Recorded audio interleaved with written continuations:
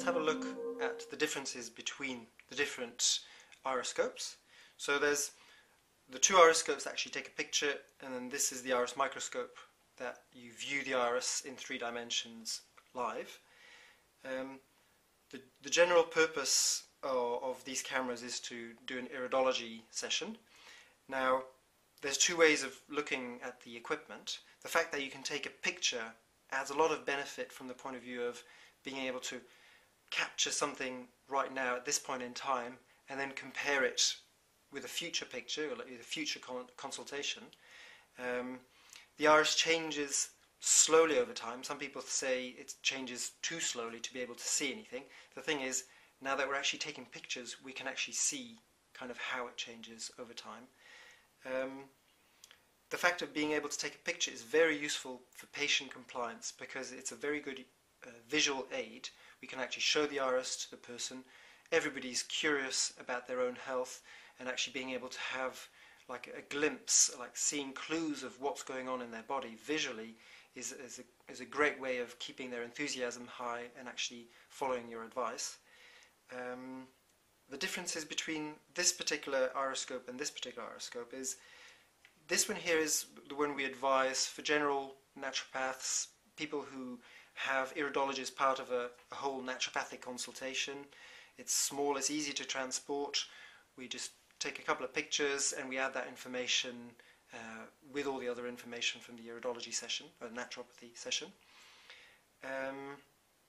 Now, they're both professional level cameras.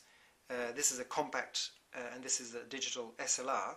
Now, the main difference between the two, this one here, the sensor on the digital SLR is actually a lot bigger. So even though both cameras take very good quality pictures of any type of iris, blue, brown or hematogenic, the fact that this one is a bigger sensor, it can actually capture more light coming in. So for dark brown eyes, the quality or the colours is a slightly higher compared to this one here. Now there is a slight increase in cost due to the fact that there's a lens, a macro lens. Now if you've got a lot of patients coming into your practice that have got hematogenic irises, we would actually advise you to go for one of these cameras. So that's the main difference between these here. Just one thing to bear in mind is the fact that you can take a picture. It's actually very useful for when you're actually giving presentations, writing brochures, because you can actually take a picture, project it onto a wall, put it in a brochure. Being able to record that image for your kind of publishing kind of capabilities is very useful.